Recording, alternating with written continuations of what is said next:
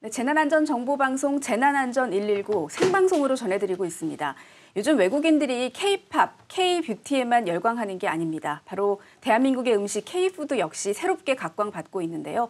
관련해서 큰 역할을 해오고 있는 한국농수산식품유통공사 김춘진 사장님 모시고 K-푸드의 열기부터 식량 안보까지 다양한 말씀 나눠보도록 하겠습니다. 네, 사장님 안녕하세요. 네, 반갑습니다. 네, 한국농수산식품유통공사, 사실 AT라고 하는 게 저희한테 좀 익숙한 면도 있는데 이 농수산식품유통공사 하니까 농업, 수산업, 나아가 식품까지 굉장히 사실 범위가 넓은 것 같아요. 근데 농림부, 해수부, 식약처도 있잖아요. 어떻게 다른지도 궁금하고 어떤 기관인지 좀 설명을 해주시면 좋을 것 같습니다. 저희 한국농수산식품유통공사는 1967년에 농어촌 개발공사로 설립된 회사예요. 네.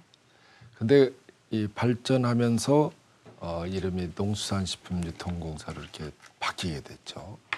저희 회사는 대한민국 국민의 안전한 먹거리를 안정적으로 수급해라 하고 만들어진 회사예요. 네. 간단하게 설명을 하면은 농산물, 임산물, 축산물, 수산물의 가격 안정, 그리고 유통 개선, 수급 안정, 식품 산업 육성에서 해외에 수출도 많이 하고 잘 사는 대한민국 만들어라 네. 하고 우리 국민이 유통공사 법을 만들어서 유임해준 네. 공사입니다. 그렇군요. 국내에서도 큰 역할을 하고 계시지만 해외에서도 엄청난 지금 성과들을 거두고 있습니다. 앞서서 이제 지적을 해드렸습니다만 K푸드의 인기가 상당하잖아요. 가까운 네. 일본, 중국뿐만 아니라 미국에서도 라면도 팔고 김치도 팔고 하는 걸 보고 제가 되게 반가웠던 기억이 있거든요. 문화적으로도 좀 한국 음식을 먹는다 하면 나 좀 건강에 신경 좀 쓰는 사람이다. 이런 문화가 좀 형성이 된 것 같아요. 어떻게 보시나요? 네, 우리 한국 K푸드 국가 명칭을 이렇게 붙인 K푸드라고 해서 전 세계에 지구인의 관심을 갖는 음식은 아주 드물죠. 그렇죠. 대한민국이 유일한 것 같습니다. 예. 우리 K푸드는 바로 이제 대한민국 하면은 이 발효식품의 원천이 대한민국이죠. 네. 발효식품의 원천은 토기를 보면 알 수 있었어요. 유럽에서는 이제 자기네들이 토기를 한국에다 이렇게 전래해줬다 이렇게 이야기를 하지만 실제로 토기가 이 대한합직에서 발견되는 토기를 보면은 12,000년 전에 토기가 만들어졌어요. 근데 유럽은 한 8,600년 전 그렇지 않습니까? 네. 그래서 토기의 원천이 대한민국인 거죠. 그래서 토기 속에 핵산 검사를 하면 무엇을 담았는지가 거기에 나오는 거죠. 그럼 바로 우리가 발효식품들. 네. 이제 대표적인 게 이제 예, 김치잖아요. 김치죠. 네, 김치에 그래서 지금 성과가 엄청나더라고요. 우리 대한민국이 발효식품의 원천이죠, 지구촌에. 그래서 음식을 보면은 중국이 김치를 네. 자기네 나라 거다 하고 주장하고 있잖아요. 네. 파오차이다 하면서. 일본은 또 키무치다 그래서 주장하고 있는데 그 발효식품의 원천은 이게 토기를 보면 알 수 있다고 했고 또 두 번째로는 중국은 음식을 튀겨 먹는 문화예요. 그렇죠. 고온에서 기름에 튀기면 400도, 500도, 1000도 이렇게 올라가잖아요. 그러면 새로운 물질이 나와서 아주 고소한 맛있는 식자재가 되는 거죠. 근데 우리는 과거에 양념류를 이렇게 섞어서 맛을 내는 그러한 문화였죠. 그러니까 우리의 어머니들이 얼마나 힘들었겠어요. 머리를 굉장히 많이 쓴 거죠. 그러다가 발견된 음식이 김치다. 네. 이게 버무려 놨는데 저절로 발효가 된 거죠. 네. 이번 파리 올림픽에서도 우리 선수단에 김치를 전달하셨다고 또 하더라고요. 네, 그렇습니다. 많이 힘이 날 것 같아요. 네, 우리 역시 김치를 먹으면은 굉장히 속이 포근하죠. 한국 사람은 분명히 그렇죠. 예, 평화주의자가 돼요. 한국 사람뿐만 아니라 유산균이 많이 있는 음식이기 때문에 지구인들이 굉장히 평화주의자가 되죠. 네. 바로 이제 양궁이나 그 활을 쏜다든지 또 이제 칼 그리고 우리가 이 올림픽에서 지금 메달을 많이 땄지 않습니까? 총 이런 거 거의 다 이게 마음이 안정이 돼야지 네. 메달을 딸 수 있는 거예요. 바로 김치를 드시면은 마음이 굉장히 평온해져요. 그래서 관역에 예. 집중해서 금메달 딸 수 있는 거죠. 네, 맞습니다. 그래서 우리 한국인이 지금 이 파리 올림픽에서 선전하고 있는 것은 바로 이 배추김치를 비롯한 깍두기 김치, 여러 가지 김치를 다양하게 드시기 때문에 우리가 메달을 많이 좋은 성적을 올렸다 이렇게 봅니다. 네. 그 선수단에 김치만 전달하신 게 아니라 이제 올림픽위원회 측에 식생활과 관련한 저탄소 식생활 운동에 동참을 요청했다 이런 기사도 제가 봤거든요. 네. 사실 그 파리 올림픽 자체가 요즘 환경 이슈 때문에 저탄소 부분에 중점적인 그 모토를 삼고 있는 부분도 있었는데 특별히 이런 요청을 하신 건 어떤 의미가 있으셨나요? 이번 이 파리 올림픽의 주제가 저탄소 친환경 네. 올림픽이죠.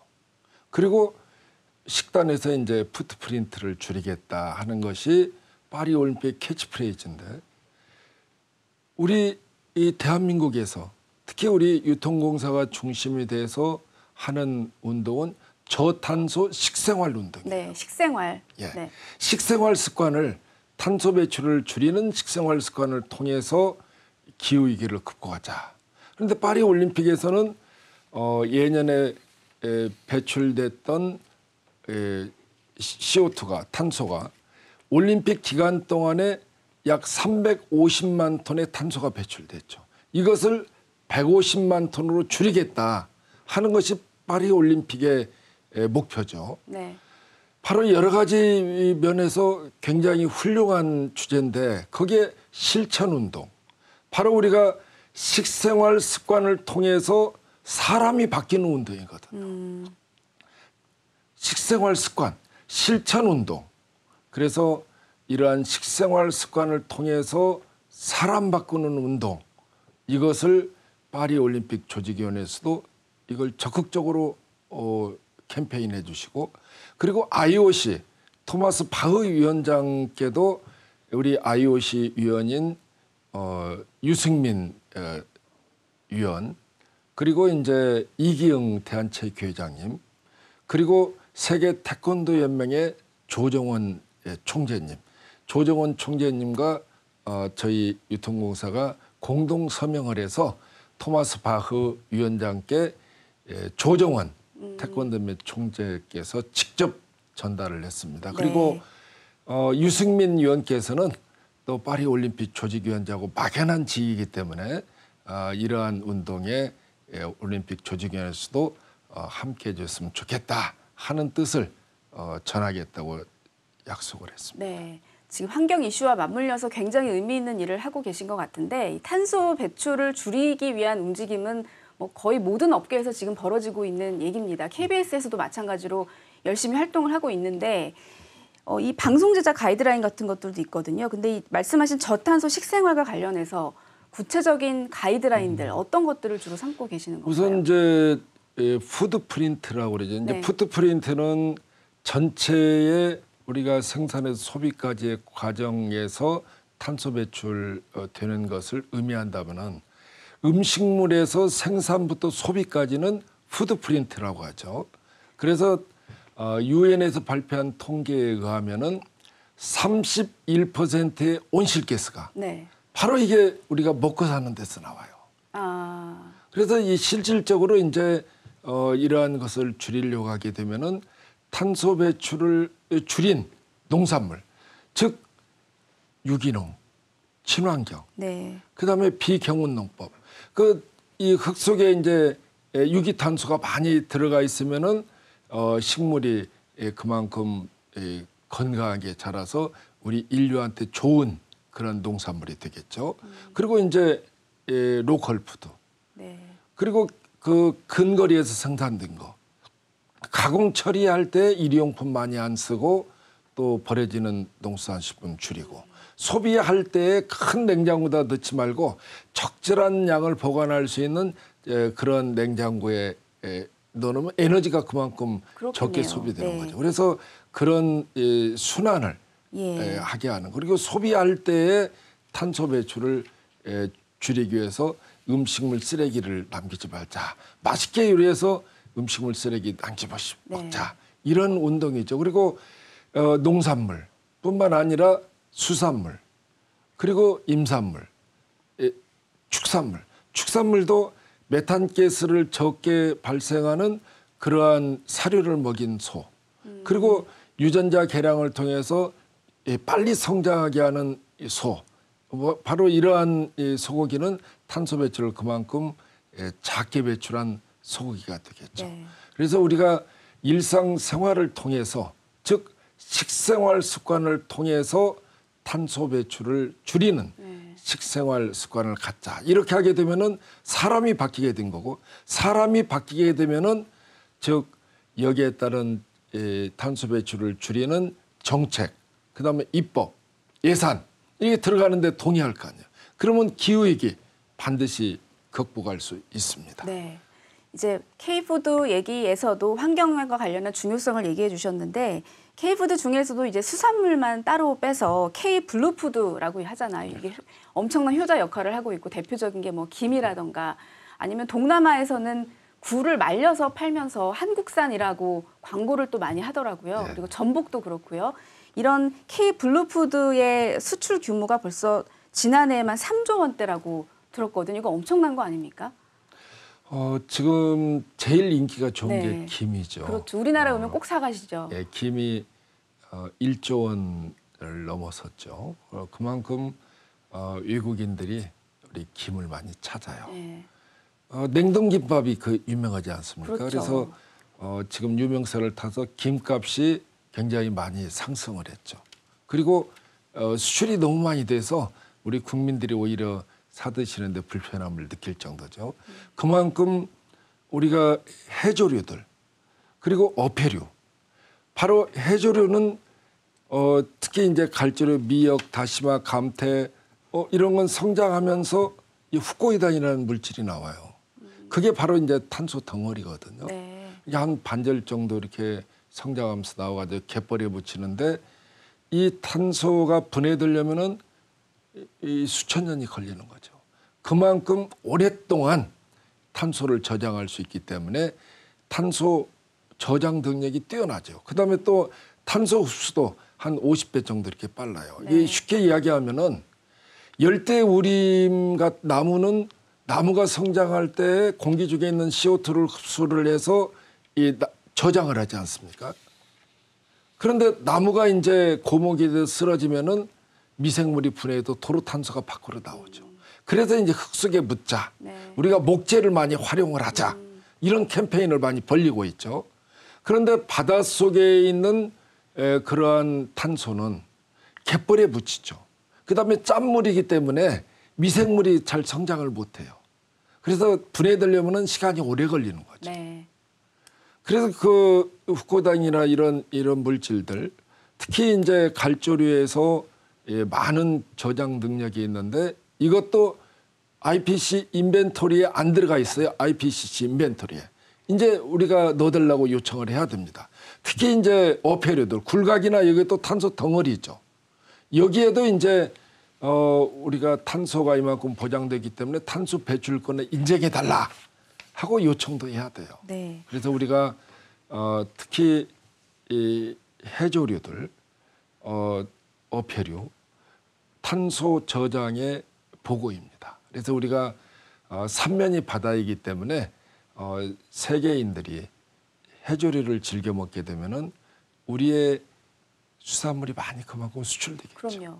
그러려면 더 지구도 해양 구하고. 보호도 절실하게 이루어져야 할 텐데 지금 말씀하신 게 그 블루카본과 연결을 해서 생각해 볼 수 있는 거죠. 네, 그걸 블루카본이라고 네. 하는 거죠. 그 블루카본의 정의에 대해서 다시 한번 설명을 해주시면 좋을 것 같아요. 블루카본은 이 바다에서 나오는 그런 해조류나 어패류나 갈조류 뭐 이런 등등에서 이 탄소를 그만큼 많이 저장을 하기 때문에 블루카본이다 이렇게 이야기를 하는 거죠. 네. 그리고 이제 뭐 그린 카본, 블루 카본, 뭐 블랙 카본 이렇게 있지 않습니까? 이렇게 해서 산불이 나서 이 타면은 블랙 카본이라고 그러죠. 그래서 CO2보다 약 한 2,530배의 그런 온실가가 있는 거죠. 그리고 그만큼 이제 여러 가지 카본의 탄소의 이름을 그렇게 이제 붙이는 거죠. 그래서 우리가 블루카본이 탄소 저장 능력이 탁월하다. 즉